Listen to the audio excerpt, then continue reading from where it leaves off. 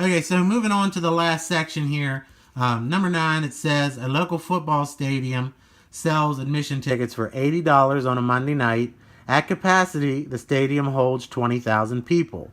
The function, M of n, is equal to 80n, represents the amount of money the stadium takes in on Monday nights, where n is the number of ticket holders in the stands. What is the domain of m and n in this context? So first of all, a very important definition to know for the park is what is the definition of a domain. Domain is the input. It's the x values, all right? All right? The things that we call x, all right? It's the input. So whenever they don't use x, the domain is the thing inside of the parentheses here in the notation, all right?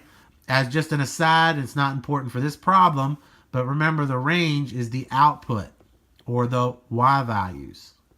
All right. And in this case, they're not using y, they're using function notation. So the y would be m of n. All right. So basically, they're asking you when they say, what is the domain of m of n in this context? They're saying, what kind of numbers can I have for the domain, which in this case is the thing inside of the parentheses. So the domain for this problem is n. All right. What kind of numbers can I have for n? All right, well, you need to think about, in terms of the range of numbers that you can have, you need to think about the lower section, how low can the numbers go? And then you need to think about, well, how high can the numbers go? All right, in many cases, the numbers can be an infinity either way. But in this particular problem, there are some limitations. First of all, the first limitation is the number of people in the stadium. The stadium only holds 20,000 people. And remember that n is the number of people in the stands, the number of ticket holders in the stands in this context. So the upper limit on the number for n is 20,000. I can't have 20,001 people because they don't fit in the stadium. All right. So my number ranges up to 20,000 people. But on the lower end, I think, well, can I ever have negative people? There's no such thing as a negative person. So the range of numbers that I can have for this problem go from 0 up to 20,000 people. All right. So basically we'll come down here and we'll look and see which one of these options tells us from 0 to 20,000. All rational numbers. That's not true. There are rational numbers bigger than 20,000. All right. All natural numbers. That's not true. There are natural numbers bigger than 20,000. If we look at C, it says all non-negative numbers, so it can't be anything less than 0, that's less than or equal to 20,000. So this is a fancy way of saying from 0 to 20,000. So our answer here is C. All right. Notice in this case, it says which points are on the graph, or for number 10, which points are on the graph of negative 2x plus 3y plus 8 equal to negative 16. All right, so you have two options for the way that you do this problem.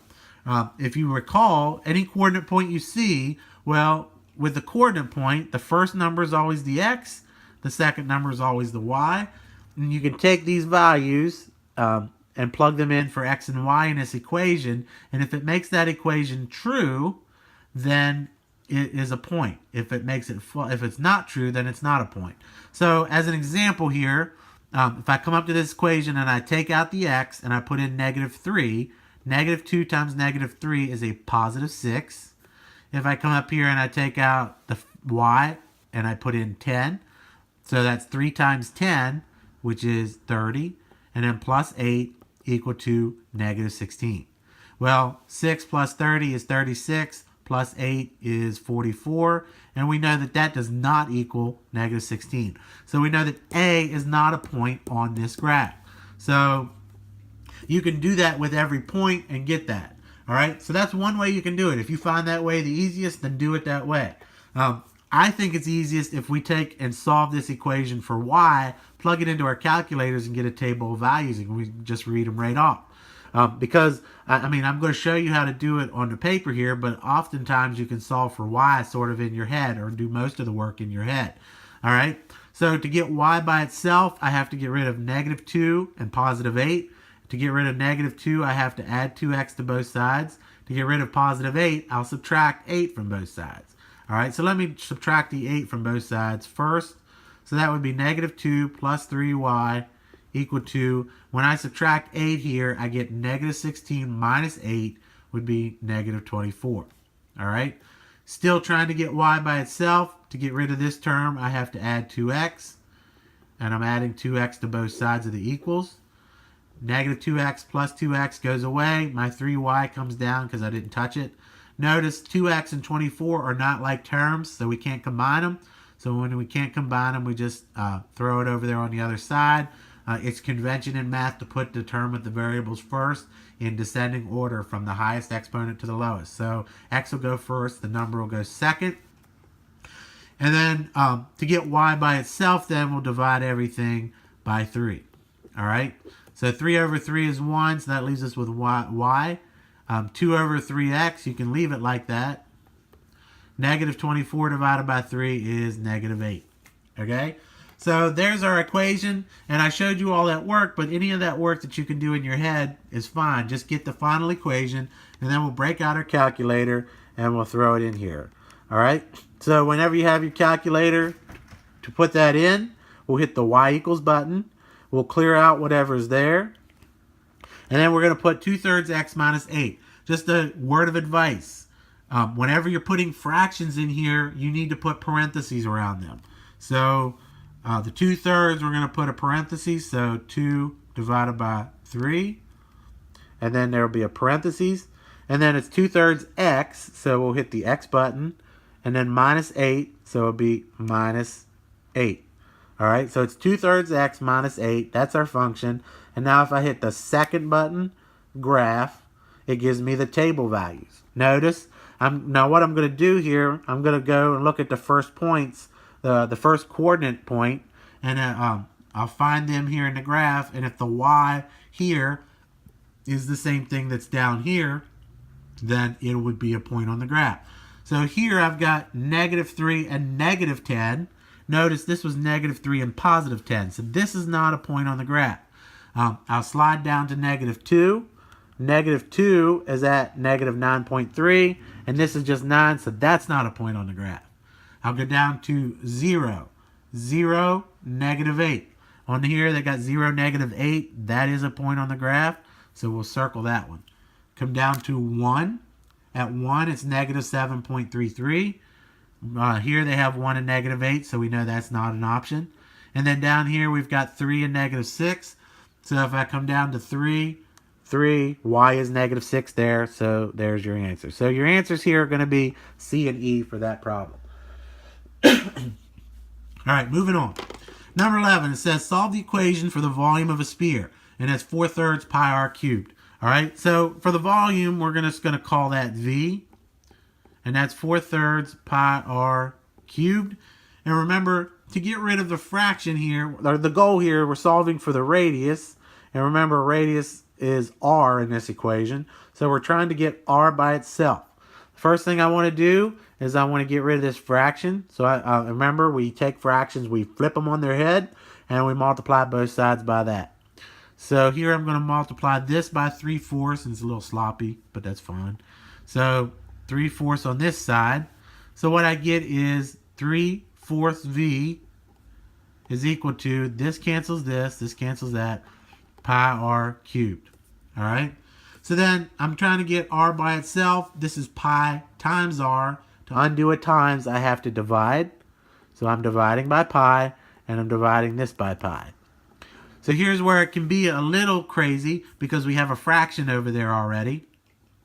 But it's assumed if you got 3/4 and V is sitting beside of it, the assumption is that V is on the top. So we'll go ahead and move V to the top with the 3. That's 3V over 4 is what's left over. And then when we divide it by pi, what that means is put it in the denominator of your fraction over here, not the numerator. So the pi goes with the 4 over here. So that's the clean way to write that. 3V over 4 pi. And that's equal to r cubed. Now, we never really talked about how to undo a cubed function in class, but it's the same idea as squared. So when we had r squared, we undid it with a square root. All right, we put a little house over it and it undid it. It's the same thing. So whatever the power is over here we're trying to undo, we'll put the house, and then we'll put the number, whatever that number is, that number goes just above the little V part of that house. So this is going to be what we call the cube root of r cubed. And we'll do that to both sides. So the cube root, we put a little 3 there. And then our answer then, the cube root of r cubed, undoes it and makes it just r. And then we'll leave what's on the left alone. So the cube root, we put a little 3 there in the little pocket. And it's 3v over 4 pi. And this is our answer for that. Moving on, number 12, it says graph these 2 points. So here's one of those crazy things where you think you get a nice, easy problem, and then you look, well, 1 and negative 19, if you look on the graph, negative 19 is nowhere to be found. So luckily, one of the points here, we're trying to graph a line. We're making a line. So whenever we have a line, we need at least 2 points. But fortunately, one of those points will fit on the graph. Negative 2, negative 7 is down here. So we can go ahead and plot that one. It's right, if I can see. Negative 2, negative 7 is right there. So there's our first point. All right. And then we can't plot that other point. So what we have to do is we have to find the slope. Remember from the previous problem, slope is y2 minus y1 over x2 minus x1. You don't have to remember this formula so much as just remember we take the y values of our coordinates and subtract them, and then we take the x values of our coordinates and subtract them in the same order, and then we take the difference in y divided by the difference in x. All right, so I usually start with the second one. Y2 here is negative 7 minus y1 is negative 19. And then if I did second minus first here, what I'm saying for the x, you have to do second minus first there. You have to do negative 2 minus 1. You can't do 1 minus negative 2 or that's going to throw it off. So our x2 here is negative 2 minus 1. So our slope then is negative 2 minus a negative 19. Remember, minus a minus becomes plus. Keep, change, change. So negative 7 plus 19 is a positive 12. Negative 2 minus 1 is a negative 3. And then we can simplify this. I mean, you can use 12 over negative 3 to get you another point. But let's get our slope as simple as we can make it. 12 divided by negative 3 is negative 4. So for the purposes of slope, remember, this is the same thing as negative 4 over positive 1. This says that I go down 4 and right 1, which I think will fit on the graph here if we do it. But remember, we can always do just the opposite. We can slide this negative down here and make that positive. So we can go up 4 and left 1. So from this point, I go up and I just count up 1, 2, 3, 4, and left 1. And there's another point. And you can do that as many times as you want. But in the purposes of making a line, all you need are 2 points. And you connect them as straight as you can make them. So there's the line that passes through those points. If you have any questions, bring them to class.